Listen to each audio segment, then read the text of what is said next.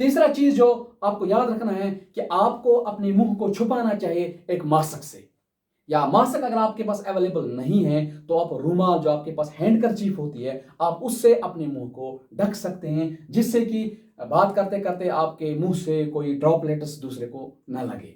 तो और चौथा चीज जो आपको सबसे अहम है वो ये है कि स्टे होम। ये तो आसान है, ये हम भी आज फील कर रहे हैं कि हम पिछले तकरीबन 1 महीने से अपने घर में बैठे हैं। क्यों? ताकि हमारा जो ये कोरोना वायरस जो है ये हमसे ना हो, ये हमारे से दूर रहे, हम इससे दूर रहें।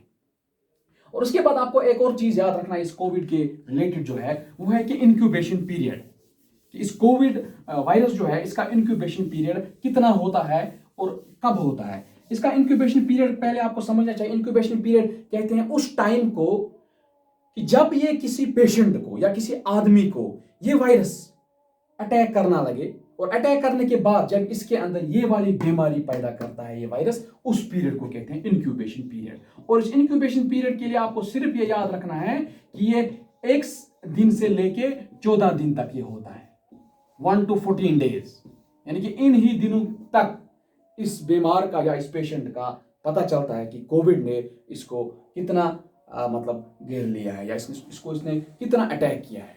ये था इस इंक्यूबेशन पीरियड के बारे में। अब इसके रिलेटेड मैं थोड़ा सा और आपको जानकारी देना चाहता हूं इसी कोविड 19 के बारे में। कोविड जो है ये है कोरोना वायरस डिजीज, जो मैंने आपको पहले ही कहा, कोरोना वायरस डिजीज। इस बीमारी को कोरोना क्यों बोला गया है? क्योंकि माइक्रोस्कोप लेवल पर जो इस वायरस को देखा गया है, साइंसदानों ने या हमारे जो मेडिकल एक्सपर्ट्स हैं उन्होंने इस वायरस को देखा है कि इसकी शक्ल मिलती जुलती है एक क्राउन जैसी। इस तरह ताज होता है किसी बादशाह का या किसी मलिका का, उसी जैसा होता है इसकी शक्ल।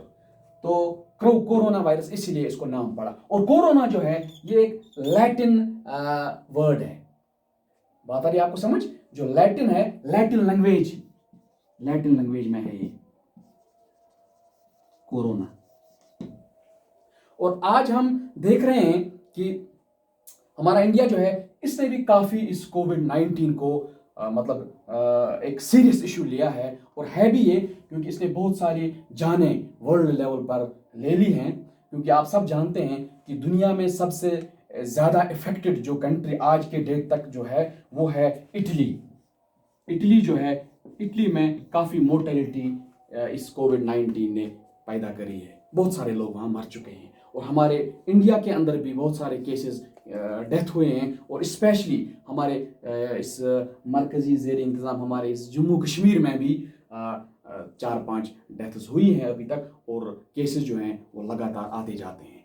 इसीलिए ये कोरोना वायरस जो है ये जब पेशेंट्स के अंदर देखा जाता है ये वाला वायरस, तो ये वायरस जो है एक टेस्ट के जरिए देखा जाता है। वो चीज़ आपको याद रखना है कि ये कोरोना वायरस जब किसी भी इंसान को टेस्ट करने के लिए उसके जो बॉडी के सैंपल्स लिए जाते हैं, जो हेल्थ एक्सपर्ट्स उसे लेते हैं, उस टेस्ट का नाम आपको याद रखना है। उस टेस्ट को कहते हैं RT-PCR।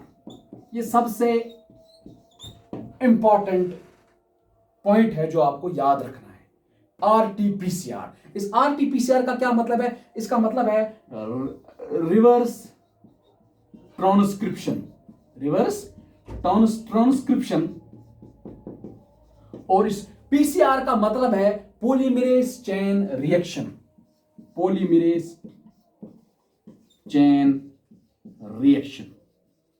इस टेस्ट के जरिए किसी भी पेशेंट को या किसी भी इंसान के सैंपल में ये कोरोना वायरस देखा जाता है।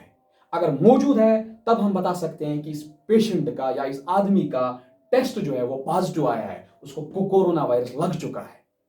बात आ रही है आप लोगों को समझ? तो ये था इस RT-PCR के बारे में, जो टेस्ट है ये कोरोना वायरस डिटेक्ट करने के लिए। बात आ रही है आपको समझ? और इसके बाद मैं थोड़ा सा और जानकारी देना चाहता हूं कि जो वायरस रेस्पॉन्सिबल है इस कोरोना वायरस के लिए, उसका नाम भी आप याद रखना चाहिए। उसका नाम है SARS, सारस, COV 2, सारस कोरोना वायरस 2। अगर आप इसकी फुल फॉर्म भी याद रखना चाहते हैं तो सारस का मतलब है सीवियर